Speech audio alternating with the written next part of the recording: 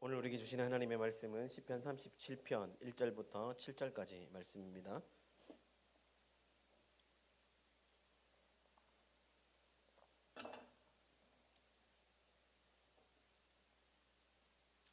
시편 37편 1절부터 7절까지 말씀 제가 한 절 읽고 여러분 한 절 읽고 마지막 절을 함께 합독하겠습니다. 구약성경 828페이지입니다. 우리 하나님 말씀을 사모하는 마음으로 우리 마음을 다하고 뜻을 다해서 그렇게 읽었으면 좋겠습니다. 악을 행하는 자들 때문에 불평하지 말며 불의를 행하는 자들을 시기하지 말지어다.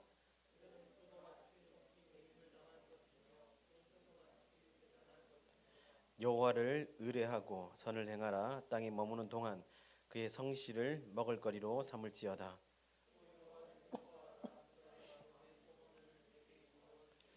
내 길을 여호와께 맡기라. 그를 의지하면 그가 이루시고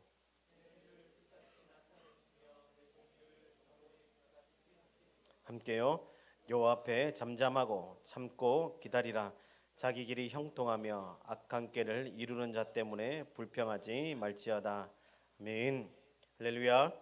우리 앞뒤 좌우로 한번 바라보시면서 인사하겠습니다. 사랑하고 축복합니다. 그렇게 한번 인사하겠습니다. 사랑하고 축복합니다. 가장 겸손한 선지자 칼빈이라는 책에 보면 이런 이야기가 나옵니다. 여러분 종교개혁자 칼빈 아시죠? 종교개혁자 칼빈이 이탈리아에서 스트라스부르크로 가는 길에 그의 친구 윌리엄스 패널이 이렇게 요청을 합니다. 제네바에 잠깐 머물 때 이 패널이 이렇게 말합니다. 제네바에 종교개혁이 필요한데 종교개혁을 좀 해줄 사람이 필요한데 네가 해줬으면 좋겠다. 이렇게 요청을 합니다. 본래 여러분 칼빈은 걸어다니는 종합병동이기도 하지만 학적으로 굉장히 뛰어난 사람입니다. 우리는 여러분 보통 보면 뭐 어떤 책에 나옵니다 이렇게만 언급하지 않습니까? 칼빈은요 어떤 책 몇 페이지 몇째 줄에 이런 내용이 나옵니다 이렇게 말합니다. 굉장히 똑똑한 사람이고 학적으로 뛰어난 사람입니다. 그래서 자기 평생에 그냥 이 성경을 연구하면서 학자로 살아가는 것이 자기가 원하던 바였는데 자기 친구 페럴이 끈질기게 권유합니다. 제네바의 종교개혁을 해야 될 필요성이 있고 그 일을 해줬으면 좋겠다. 계속해서 요청을 하자. 칼빈이 이런 생각을 하죠. 그것이 하나님의 뜻일지 모르겠다. 모른다는 생각을 가지고 제네바에 머물러서 종교개혁에 가담을 하게 됩니다. 여러분 칼빈은요 굉장히 엄격한 사람입니다. 뭐 저도 나름 엄격하다고 생각하지만 저는 칼빈에 비하면 아무것도 아닙니다. 종교개혁을 할 때 얼마나 엄하게 했는지 모릅니다. 여러분 아시겠지만 칼빈이 종교개혁을 할 때는 제네바에 여러분 술집에 문을 다 닫았습니다. 사람들이 여러분 전부 다 일찍 집에 갔어요. 술집이 그냥 문을 닫았고 범죄가 없었습니다. 얼마나 철저하게 했는지 여러분 아시겠죠? 철저하게 하자 많은 사람들이 반발하게 되었습니다. 왜요? 먹고 사는 문제 참 중요하지만 하나님의 말씀을 여러분 지키는 것이 더 중요하죠. 오늘 이 시대에 가장 안타까운 게 뭐냐면 바로 그거예요. 먹고 사는 문제가 우선순위가 되어 있는 거죠. 하나님 말씀이 우선이 아니라. 칼빈이 굉장히 엄하게 하자 사람들이 반발하기 시작했습니다. 그러면서 뭐라고 얘기하냐면 칼빈을 쫓아내자. 제네바로부터 칼빈을 쫓아내자 이렇게 말했어요. 반발이 심해지자 칼빈은 제네바의 시의회 결의에 따라서 3년 후에 추방을 당하게 됩니다. 어떻게 됐어요? 추방당했습니다.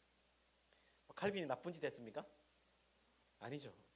근데 시의회가 결정을 내리고 추방을 시켜버렸어요. 만약에 여러분이 칼빈이라면 어떤 마음이 들까요? 같은 목사 입장에서 만약에 이랬다 저는 화가 굉장히 많이 날 것 같아요. 근데 칼빈은 그 어느 누구도 원망하지 않았습니다. 그리고 이 사건과 이 상황에 대해서 불평하지 않았습니다. 그렇게 하고 시간이 3년이 또 흘렀습니다. 3년이 지나자 제네바는 또 악의 도시로 바뀌게 되죠. 사람들이 뭐라고 얘기하냐면 아무래도 이 도시에 칼빈이 있어야 되겠어. 칼빈이 있어야지 다시 이 종교개혁이 잘 될 것 같아라고 이렇게 생각을 하면서 칼빈을 다시 초청합니다. 여러분 가겠습니까? 여러분 같으면 우리 택시장님 가겠습니까? 진홍이 가겠습니까? 다시 오라 그러면 가겠습니까? 안 가죠. 전사님 가겠습니까? 다 대부분 다 안 갈 겁니다. 근데 칼빈이 어떻게 생각하냐면 이건 역시 하나님의 뜻일지 몰라라고 생각하면서 어떻게 했냐면 갔어요. 보통 사람 같으면 이렇게 말하겠죠. 쫓아낼 때는 언제고 또 오라고 난리야. 역겨워 죽겠네 하면서 욕을 할 수도 있겠고 불평을 할 수도 있겠지만 그는 가라고 할 때 갔고 오라고 할 때 그냥 아무 말 없이 돌아왔습니다. 그리고 아무도 미워하지 않았습니다. 그리고 돌아와서 종교개혁을 성공시켰고 그리고 그 유명한 제네바의 그 유명한 그 도시 범죄가 없는 도시 하나님의 말씀 하나님의 공의가 행해지는 도시로 제네바를 개혁하게 되었죠. 이게 뭐냐면 온유한 사람의 특징입니다. 온유라고 하면 여러분 어떤 의미가 어떤 생각이 먼저 듭니까? 온유. 이 산전적 그 의미를 여러분 찾아보면요. 이런 의미가 있어요. 온유는 용기가 부족해서 순하고 굴복적이고 약한. 여러분 온유하다 이 뜻이 뭐라고요? 사전적 의미가 용기가 부족한 것. 그리고 순해서 굴복적이고 약한 이런 뜻입니다.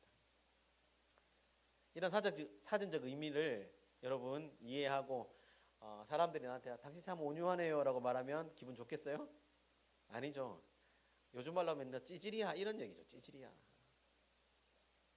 근데 여러분 성경에서 말하는 온유는 의미가 완전히 다릅니다. 원래 오늘 시편 37편을 다 읽어야 되지만 다 읽을 수가 없죠. 시간이 없어서 걱정하지 마세요. 근데 너무 걱정하지 말아요. 다 읽을 수 없어요. 시간이 없어서. 시편 37편 11절에 보면 온유한이라는 이 단어가 나오는데 히브리어로 아나브입니다. 아나브인데 이 뜻이 뭐냐면 가난한 그리고 고통받는 겸손한이라는 뜻입니다. 여기도 보면 가난한 고통받는 그렇게 여러분 좋은 의미는 아니죠. 뒤에 가보면 알아요. 이게 얼마나 좋은 뜻인지. 신약에도 마태복음 5장 5절에 보면 온유한 자 복이 있나니 온유한 나오죠. 프라이스 헬라어로 프라이스 이게 뭐냐면 유한 그리고 온유한 이런 뜻을 가지고 있습니다. 여러분 잘 아시는 대로 갈라디아서 5장 22절에도 보면 성령의 열매 중에 온유가 열매로 나오고 있죠. 근데 여러분 여기까지만 봐도 그냥 온유가 그렇게 좋은 의미라는 것을 우리는 잘 모릅니다. 그냥 가난하고 그냥 고통받는 그냥 온유한 유한 사람, 부드러운 사람 이게 온유한 사람? 구약 시대를 보면요, 여러분 구약 시대 왕들이 여러분 강력한 왕으로 불려지기를 원하지 온유한 왕으로 불려지기를 원했겠어요? 당신은 온유한 왕입니다.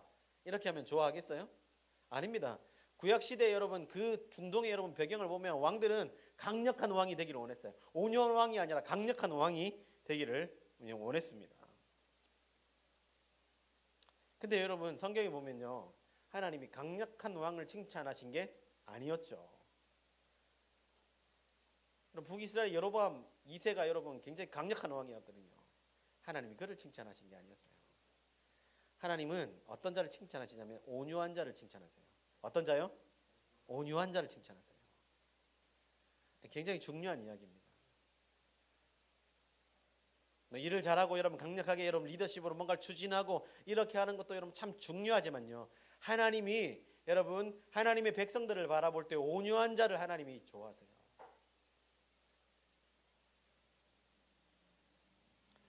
설교를 준비하면서 그런 생각이 들었어요. 하나님이 이런 자를 좋아하는데 내 안에는 온유함이 참 없다. 우리 가족들이 항상 하는 갑자기 버럭. 항상 그 얘기해요. 갑자기 버럭 안 했으면 좋겠어요.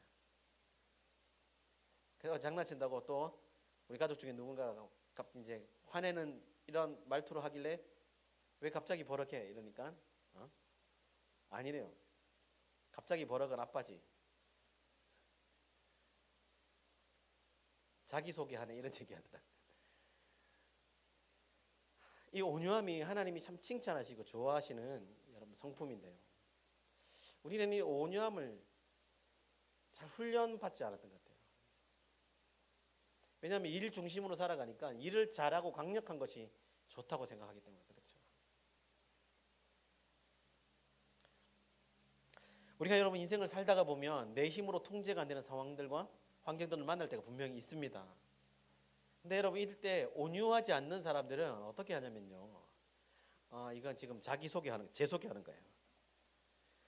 이 환경과 이 상황을 통제할 수 없는 경우에 마음속에 갈등을 하게 되죠. 그리고 좌절하게 되고 또 때로는 앙심을 품게 하고 또 분노하기도 하고 짜증을 내고 불평을 하죠. 이게 뭐냐면 마음에 온유하지 않는 사람, 내 속에서입니다. 내 자기 속에서입니다. 제가 그런 것 같아요. 늘 그런 건 아니지만 결정적일 때 진짜 중요한 상황에서 이 환경과 이 상황이 내 힘으로 통제가 안 될 때 짜증내고 불평하고 버럭하고 그렇게 하는 것 같아요. 근데 여러분 온유한 사람은 이런 상황을 어떻게 할까요? 온유한 사람. 이런 상황과 환경에도 능동적으로 수동적이 아니에요. 그냥 억지로 그냥 해야 되기 때문에 참는다. 해야 되기 때문에 그냥 가만히 있는다. 이게 아니거든요. 능동적으로. 이게 뭐냐면 자기 의지가 있는 거예요. 능동적으로 참고 수용합니다. 이 환경과 이 상황을 내가 통제하지 못할 때 능동적으로 참고 수용해요. 그럴 수 있지. 이렇게 말한단 말이에요. 그런 상황을 만드는 그 사람들을 바라보면서 화를 내거나 불평하는 게 아니라 그럴 수 있지. 뭐냐면 능동적으로 참고 수용하는 겁니다.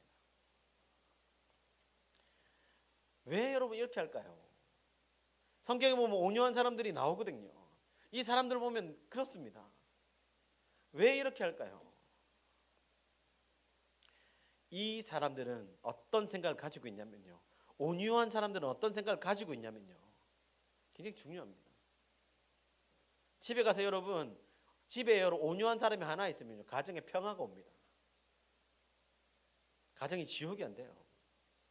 교회에 여러분 온유한 사람이 있으면요. 교회가 얼마나 따뜻하겠어요. 문제는 뭐예요? 가정에 온유한 사람이 있어요, 없어요?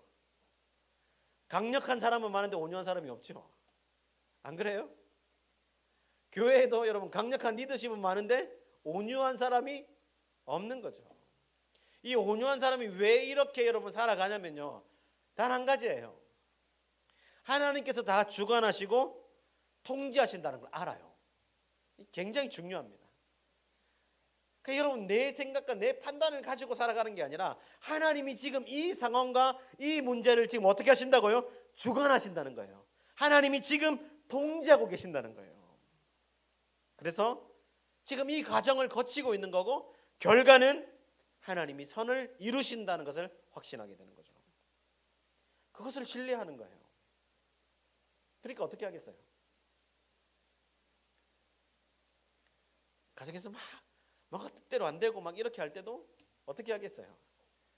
니 탓이야, 니 탓이야. 막 자식들이 보면 여러분 보면 앉아요. 성적표 받아온 날이 뭐 지옥이잖아요. 니 닮아서 머리가 돌대가리야. 나는 머리가 똑똑한데. 분명히 얘기했지만 자기 부모 성적을 여러분 뛰어넘는 자녀는 얼마 없습니다. 그 성적표는 뭐냐면 자기 부모의 여러분 머리예요, 머리. 근데 왜 뭐라 해요? 만약 온유한 자가 있다면요, 가정에서 그런 일이 일어나지 않겠죠.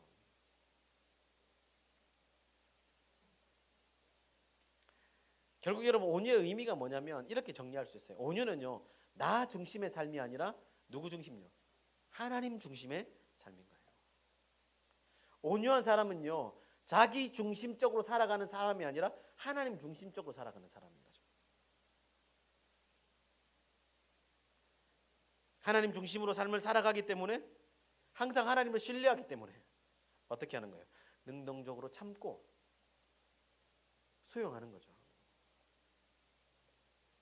이런 사람을 온유한 사람이라고 말합니다. 옆에 사람 한번 보십시오. 우리 한번 칭찬해 줍시다. 말하는 대로 되는 거잖아요. 당신은 온유한 사람입니다. 그렇게 한번 칭찬해 주세요. 당신은 온유한 사람입니다. 축복해 주라고, 축복해 주라고.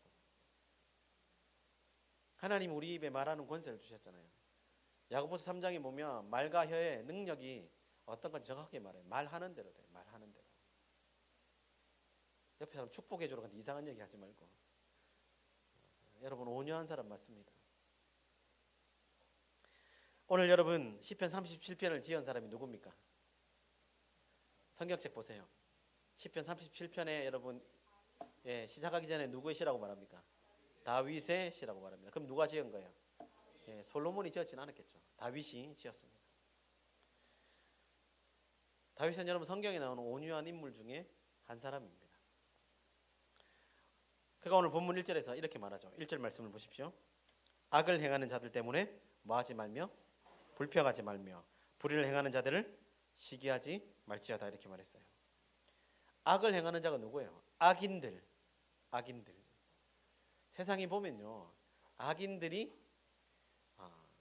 우리 경상도말 천지빽깔이죠. 그죠? 눈만 뜨면, 눈만 돌리면 악인들이죠. 사기치는 사람들, 거짓말하는 사람들, 그죠? 천지빽깔입니다. 근데 여러분, 성경에서는 여러분 이 악인들을 어떻게 표현하냐면 오늘 본문 20절에 보면 악인은 하나님과 원수라 그랬어요. 누가 원수요? 하나님과 원수입니다. 기억하셔야 돼요. 악인은 하나님과 원수입니다. 21절에 악인은 꾸고 난 다음에 갚지 않는 사람이에요. 그리고 12절과 32절에 보면 악인은 의인을 치기 위해서 음모를 꾸미고 살해할 기회를 찾는 사람이에요. 세상에 가면 이런 사람 엄청 많죠. 그리고 14절에 보면 가난하고 정직한 자를 죽이려고 칼을 빼고 활을 당기는 자가 악인입니다. 여러분, 세상에 악인이 많은 거 우리가 다 알잖아요. 이들은 하나님과 원수잖아요. 그럼 하나님이 심판을 받는 게 맞죠. 여러분 주위에도 악인들이 있죠? 없습니까? 네가 악인이야 이런 표정 저 쳐다보지 마시고 악인들이 얼마나 많아요. 그런데 여러분 문제는 뭐냐면 그 악인들이 심판을 받아요? 안 받는 게 문제예요. 안 받는 게. 그런데도 여러분 7절에 보면 악인은 형통하다고 말해요. 다윗이 정확하게 봤어요. 악인인데 하나님과 원수인데 죄를 지으려고 그렇게 여러분 노력하며 살아가는데 7절에 보니까 악인은 어떻게 하다고? 형통하다고. 여러분 의인이 돈이 많은 것 같아요? 악인이 돈이 많은 것 같아요? 16절에 악인은 돈도 많습니다. 금주 성년집에 마치고 차량 운행하고 들어오는 길에 저쪽에 신천지 쪽에 가봤는데 신천지 쪽에 불이 켜져 있더라고요. 그 여러분 어딘 줄 알죠? 건물도 크고 좋은 데 있잖아요. 악인은 그렇게 돈이 많아요. 의인은요? 돈이 많이 없어요. 17절과 35절에 보면 악인인데 힘도 세요. 권력도 가지고 있고 힘도 세요. 다윗 시대에도 여러분 이 온유했던 다윗 시대에도 다윗이 이렇게 말합니다. 이런 악한 자들에 대해서 어떻게 하라고 말합니까? 이건 뭐냐면 내 환경, 여러분 내 뜻대로 뭔가 이루어지지 않는 거예요. 이 악인들 때문에 이루어지지 않는 거예요. 근데 그럴 때 어떻게 하라고 말하냐면 7절에 앙심을 품고 복수하지 말고 어떻게 하라고요? 조용히 기다리라. 이렇게 할 수 있겠습니까? 이게 온유한 사람이거든요. 앙심을 품고 복수하지 않고 조용히 기다리라. 우리는요 여러분 그런 악인을 보면 여러분 그죠? 정의의 사도가 되고 싶은 충동이 일어나잖아요. 밟아줘야 되잖아요. 그죠? 그런데 그렇게 하지 말라고 그랬어요. 왜요? 나 중심의 삶을 살아가는 게 온유가 아니라 하나님 중심의 삶을 살아가는 게 온유기 때문에 그렇습니다.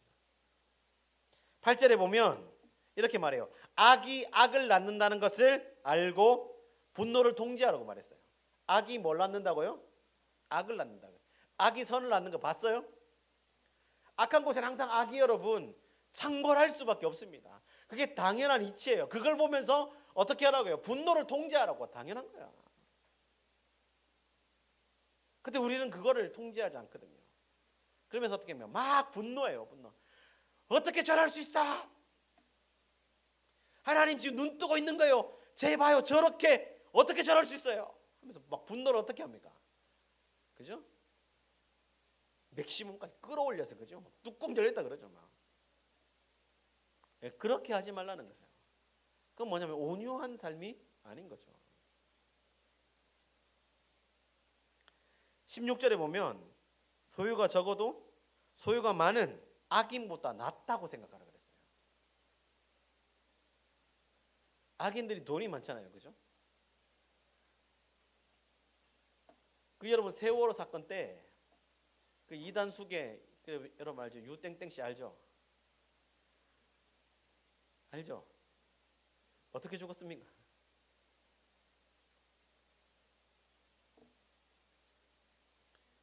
옆에 소주병 막걸리병 있었고 그죠? 비참하게 죽었죠.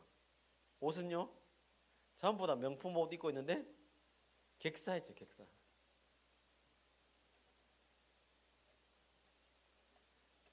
소유가 많으면 뭐예요? 근데 소유가 적어도 소유가 많은 악인보다 낫다고 생각하라고 그랬어요. 여기서 여러분 생각하라고 했어요. 생각하라고 했어요. 우리 이성을 가지고 생각하라는 거죠. 우리는 뭐 어떤 생각해요? 아이고 그냥 소유가 많은 악인이 되고 싶어요. 막 이렇게 생각한다니까요. 그렇게 생각하지 말라 그랬어요. 그리고 30절에 보면 지혜롭고 정의롭게 말하라 그랬어요. 37절에 보면 사람들과 화목하라 그랬어요. 온유한 사람은요, 여러분 지혜롭고 정직하게 말합니다. 그리고 사람들과 화목하게 지냅니다. 왜요? 분노해요? 안 하잖아요. 가정에서 여러분 막 이런 일이 있을 때 분노합니까? 온유한 사람 분노하지 않아요. 나 중심이 아니라 하나님 중심이기 때문에 그냥 참는 거예요. 능동적으로 참는 거죠. 저도 그 생각이 많이 들었어요. 하나님이 내 인생에서 마지막으로 훈련시키신 게 뭘까? 이 온유함이다. 온유함. 우리 아이들이 저한테 막 갑자기 버럭 이런 얘기를 하는 건 뭐냐면 하나님이 지금 이 아이들이 입을 통해서 뭐 하는 거예요? 온유함을 지금 훈련시키는 거예요. 그런 얘기를 들을 때마다 이제 좀 그러지 말자. 여러 번 참다가 또 갑자기 또 그렇게 하거든요. 근데 아이들은 몇 번 참았는지 모르죠. 그 이게 뭐냐면 하나님이 이 온유함을 지금 훈련시킨다는 것을 제가 압니다. 다윗이 여러분 37편에 보면 한마디로 악인이 형통하는 거 보고 불평하지 말라고요. 그리고 그냥 사람들과 화목하게 지내면서 평생 베풀고 살라고요. 그리고 또 바르게 살아가라고요. 이게 뭐냐면 온유한 자의 삶입니다. 온유한 자의 삶. 어떻게 하라고요? 악인이 형통하고 불평하지 말고 매일 저것만 바라보면서 아이고 왜 저래 왜 저래 저거 하지 말고 불평하지 말고 어떻게 하라고요? 사람들과 화목하게 지내라고. 화목하게. 왜 여러분 가족이 원수가 돼야 돼요? 원수가 될 이유가 뭐 있어요? 하나님이 여러분 공동체를 묶어주셨는데 왜 원수가 돼요? 사람들과 화목하게 지내고 평생 어떻게 하라고요? 베풀며. 오늘도 제가 그 우리 청년들 하는 이야기를 들으면서 막 기쁘더라고요. 막 현금표 막 서로 사와가지고 막 나눠주려고 하고 막 얼마나 멋집니까? 이런 공동체가 있습니까? 지난주는 우리 교회가 세상에서 제일 따뜻한 교회였고, 그리고 이번 주는 세상에서 가장 화목한 교회, 우리 교회. 세상에서 제일 크고 화목한 교회. 생각하기 나름이니까. 자, 이게 온유한 자의 삶입니다. 여러분 한번 찾아볼게요. 37편 39절과 40절 말씀 한번 찾아볼게요. 왜 여러분 온유한 자가 왜 이렇게 사는지 여러분 한번 보셔야 돼요. 39절과 40절 말씀, 39절 40절 우리 같이 한번 읽어보겠습니다. 시작. 의인들의 구원은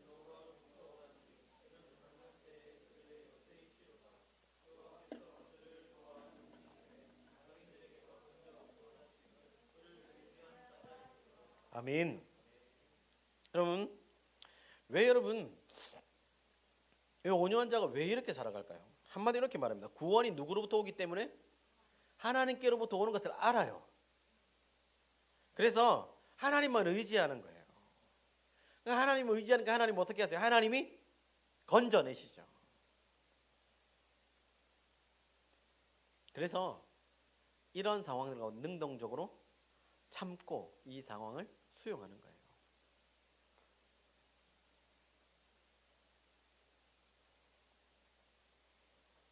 하나님을 전적으로 신뢰하기 때문에 그렇죠. 오늘 여러분 이 시를 적은 다윗을 한번 보세요. 사무엘하에 보면 다윗이 여러분 사무엘하 11장에서 뭐냐면 간음합니다. 간음하고 난 다음에 그 간음 때문에 하나님이 그를 심판하시죠. 죄는 용서하시지만 그 죄에 대한 결과로 하나님이 심판하시죠. 어떻게 합니까? 어떻게 됩니까? 네 집에 칼이 끊이지 않을 것이다. 자기 아들 압살롬이 어떻게 합니까? 반역해서 왕이 되죠. 사무엘의 15장에 보면 압살롬이 왕이 됩니다. 왕이 되자 다윗이 어떻게 해요? 자기 아들 때문에 쫓겨서 급하게 도망갑니다. 급하게 도망갈 때 16장에 보면 무슨 이야기 나오냐면 시므이라는 사람이 나와서 욕합니다. 무슨 욕해요? 피 흘린 자여 사악한 자여 꺼져라. 피 흘린 자여 사악한 자여. 누구에게요? 다윗에게 그렇게 욕하는 거예요. 여러분 다윗이 혼자만 여러분 피해서 도망가는 게 아니라 옆에 누가 있어요? 다윗의 부하들 있죠. 장수들, 장군들. 이 사람들요 여러분 엄청난 사람들이에요. 보통 여러분 한 300명 이상은 죽여야지 여러분 그냥 좀 싸우네 이렇게 하는 사람들이라고요. 그 옆에 있는 여러분 그 다윗의 부하 장수들이 이렇게 말합니다. 뭐라고 말하냐면 저놈의 목을 당장 치게 해주십시오. 한 주먹거리도 안 되는데 제가 당장 가서 저놈의 목을 치고 오겠습니다. 근데 다윗이 뭐라고 말합니까? 다윗이 여러분 쫓기지만 힘이 없는 게 아니에요. 그런데 어떻게 합니까? 그 힘을 통제하고 참았어요. 하나님이 저를 통해서 하신 말씀이 있다. 하나님을 신뢰하기 때문에 하나님께서 이것을 갚아주실 것을 알기 때문에 자기 힘을 통제했습니다. 이게 뭐냐면 온유함입니다. 온유함. 여러분 지금까지 설교를 들으면서 여러분의 온유함에 점수를 매긴다면 몇 점 정도 되겠습니까? 몇 점? 옆에 사람 매기지 말고 여러분과 매겨보세요. 몇 점? 100점 만점에 몇 점? 여기까지만 들으면 좌절합니다. 왜냐하면 온유함의 점수가 그렇게 높지 않을 거라고 제가 알기 때문에 그렇습니다. 근데 여러분 동기부여가 있어야 되거든요. 그러면 우리가 어떻게 온유해져야 될까? 온유해지면 하나님이 우리에게 어떤 복을 주실지를 여러분 알게 되면 이게 동기부여거든요. 그러면 나는 온유해져야지. 온유함의 훈련을 더 받아야지. 이렇게 생각한다고요. 그러면 하나님이 온유한 자에게 주시는 복이 무엇인가? 37편에 보면 온유한 자에게 하나님이 무엇을 주시겠다고 약속하십니까? 땅을 차지할 것이라고 말해요. 땅을 차지할 것이라고. 마태복음 5장에 보면 팔복 나오죠. 온유한 자는 복이 있나니 땅을 기업으로 받을 것이라고 그랬어요. 땅을 기업으로. 부동산 한다는 얘기 아닙니다. 이게 어떤 의미인가? 땅을 차지한다는 의미가 여러분 어떤 의미인지를 잘 아셔야 돼요. 성경에서 땅을 차지한다는 의미가 뭐냐면 하나님이 약속하신 현세와 내세 천국 다 누리는 건데 망하지 않고 하나님 주신 복을 다 누리는 거. 이게 뭐냐면 땅을 차지한다는 뜻입니다. 다른 말로 하면 여러분 우리에게 주신 이 하나님의 복을 다 어떻게 하는 거? 다 누리는 것이 뭐냐면 땅을 차지하는 거예요. 이 땅에서 예수님의 생명력이 우리 가운데 있기 때문에 그 생명력을 가지고 그 생명력을 체험하고 그 생명을 가지고 그 생명을 다른 사람이 흘려보내서 영향력을 미치는 거. 다른 말로 하면요, 하나님의 복을 받아서 어떻게 되는 거예요? 영향력 있는 인생으로 바뀌어지는 거. 그게 뭐냐면 땅을 차지하는 겁니다. 땅을 차지하는 거. 어떤 자에게 하나님이 이 복을 주신다고요? 온유한 자에게 복을 주신다고요. 하나님이 여러분 이 영향력을 넓혀서 여러분 그 영향력을 가지고 여러분 살아갈 수 있도록 하는 사람은 어떤 사람인가? 온유한 사람을 하나님이 사용하세요. 온유한 사람. 모세를 보세요. 다윗을 보세요.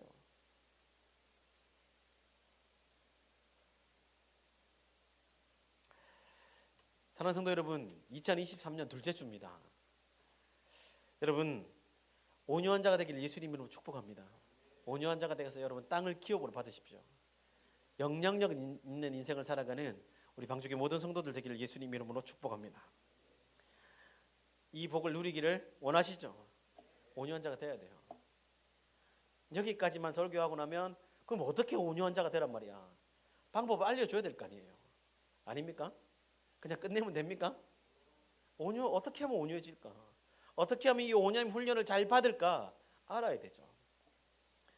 어떻게 하면 온유해질까요? 세 가지를 이야기하겠습니다. 그렇게 길지는 않습니다, 여러분. 자제를 안 하셔도 돼요. 첫 번째가 뭐냐면 온유해지려면요, 심령이 가난해져야 돼요. 어떻게 해야 된다고요? 심령이 가난해져야 돼요. 나는 괜찮아. 나는 필요 없어. 이만하면 됐지. 이런 사람은 절대로 온유해질 수 없습니다. 예수님이 마태복음 5장에서 팔복을 얘기하시면 심령이 가난한 자는 복이 있나니라고 말했죠. 심령이 가난하다는 것이 뭐냐면 하나님 앞에서 내가 내세울 게 하나도 없는 거예요. 내가 하나님 앞에 뭘 내세우겠어요? 하나님 앞에 내세울 게 하나도 없으니까 어떻게 하는 거예요? 하나님의 은혜가 필요합니다. 하나님 도와주세요. 맨날 그렇게 하는 거예요. 그게 뭐냐면 심령이 가난한 거라고요. 여러분 교회 다니고 여러분 예배 드려도요, 심령이 가난하지 않는 사람은 이 자리에 앉아 있어도요 다른 생각합니다. 나는 그냥 이렇게 하면 됐지라고 생각하는 거예요. 그러나 여러분 온유한 사람들은요, 온유한 훈련을 받는 사람들은 자기 자신을 알아요. 그래서 심령이 가난해진 거예요. 늘 제 가운데 살아가고 늘 불평하고 원망하고 늘 그렇게 살아가기 때문에 하나님 내 모습이 이렇습니다. 그래서 하나님 은혜가 필요해요. 하나님 도와주세요. 그렇게 여러분 매달리는 사람이에요. 이게 가난한 심령입니다. 가난한 심령. 심령이 가난하지 않는데 하나님께 은혜를 구하겠어요? 교만한데 하나님께 은혜를 구하겠냐고요. 이렇게 살아가면 10년, 20년 교회 다녀도 하나도 안 바뀝니다. 먹튀 성도예요. 먹튀 성도. 그러나 여러분 내 자신의 모습이 보일 때마다 하나님, 심령이 가난해지는 거죠. 하나님 은혜가 필요합니다. 사도 바울 보세요. 사도 중에 자기를 사도 중에 하나라고 표현하고 성도 중에 하나라고 표현하고 마지막에는 여러분 말년에 뭐라고 표현합니까? 죄인 중에 괴수라고 말해요. 이 말이 뭐냐면 하나님의 은혜가 없이는 하루도 살아갈 수 없다고 고백하는 거예요.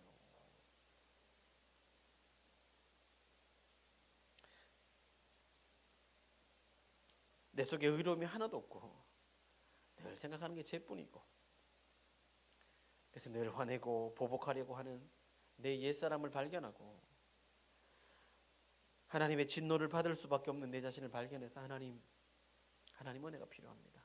도와주십시오. 이게 여러분 온유해지는 방법입니다. 우리 방주교 성도들이 가난한 심령을 가지게 되기를 예수님이 축복합니다. 하나님 도와주십시오. 하나님 은혜가 필요합니다. 그렇게 날마다 구하는 우리 모두가 되기를 축복합니다. 두 번째는 뭐냐면요, 하나님께서 여러분 우리에게 건강한 신체도 주셨지만 여러분 우리에게 뭘 주셨어요? 이성을 주셨어요. 이성. 생각하는 이성을 주셨다고요. 그 이성을 가지고 어떻게 해야 되냐면 지혜롭게 생각해야 돼요. 온유해지려면요, 하나님 나에게 주신 이 이성을 가지고 여러분 지혜롭게 생각해야 돼요. 우리가 여러분 내 힘으로 이 상황과 이 환경을 통제할 수 없을 경우에 갈등하고 좌절하고 앙심을 품고 분노하고 짜증내고 불평한다 그랬잖아요. 그렇다고 여러분 우리 인생이 바뀌어요? 이게 뭐냐면 같이 죽자, 같이 죽자. 지옥에서 같이 죽자라, 같이 죽자. 근데 바뀌냐고요. 바뀌면 맨날 원망하고 불평하고 짜증내고 여러분 화내고 막 해야죠. 바뀌어요? 안 바뀝니다. 근데 여러분 그렇게 하니까 여러분 인생에 도움이 돼요? 지금까지 살아오면서 해봤잖아요. 아래 본 사람처럼 그런 표현 짓지 말고 다 해봤잖아요. 해보니까 인생이 달라집니까? 인생이 바뀝니까? 안 바뀌어요. 그러니까 이성으로 지혜롭게 생각하는 게 뭐냐면 그렇게 해봐야 아무 소용이 있다 없다? 없다. 이렇게 내가 여러분 짜증내고 불평낸다고 우리 집에 달라져요?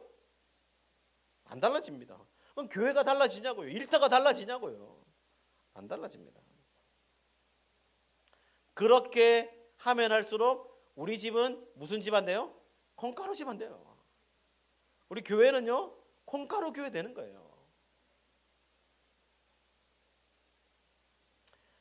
여러분 정말 인생에서 온유함을 여러분 가지고 싶다면요, 여러분 하나님께 주신 그 이성으로 지혜롭게 생각해야 돼요.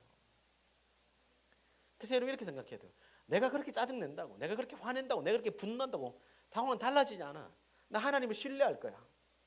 하나님이 이것을 갚아주시고 하나님이 이 문제를 해결해 주실 거야. 그래서 어떻게 하는 거예요? 능동적으로 참고 수용하는 거죠. 이성적으로 지혜롭게 생각하는 거야. 여러분 이런 상황에서 분노가 막 일어날 때 이성적으로 생각하는 거예요. 이성적으로 지혜롭게 생각해서 바뀌는 거 하나도 없어. 그래봐야 콩가루 집안, 콩가루 교회밖에 안 돼. 하나님이 해결해 주시오. 믿고 감사하면 되는 겁니다. 잠언 15장 1절에 이렇게 말합니다. 유순한 대답은 분노를 쉬게 하여도 과격한 말은 노를 격동하느니라. 그런 상황에서 여러분 유순한 대답을, 유순한 말을 이성적으로 여러분 그렇게 지혜롭게 말하는 거예요. 여러분 그렇게 하기를 축복합니다.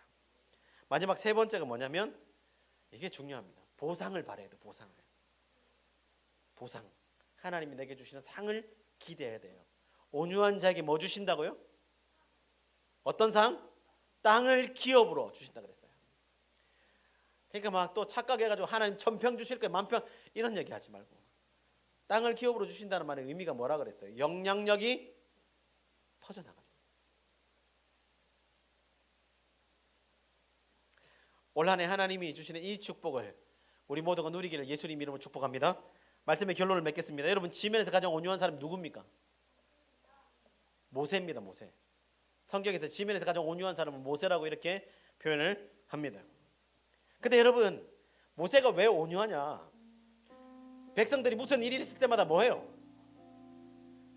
왜 우리를 애굽에서 데리고 나와서 이 고생을 시키냐? 물 없다, 먹을 거 없다, 고기 생각난다, 마늘과 부추 먹었을 때 생각난다.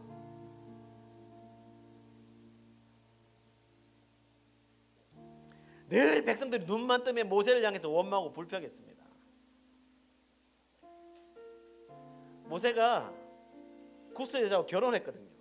그러니까 자기 형제들이 막 또 비난합니다. 그때도 모세는 온유했습니다. 여러분 모세가 원래 그런 사람이었습니까? 아닙니다. 모세가 원래 그런 사람 아니에요. 그는 광야에서 40년 동안 온유함의 훈련을 받았어요.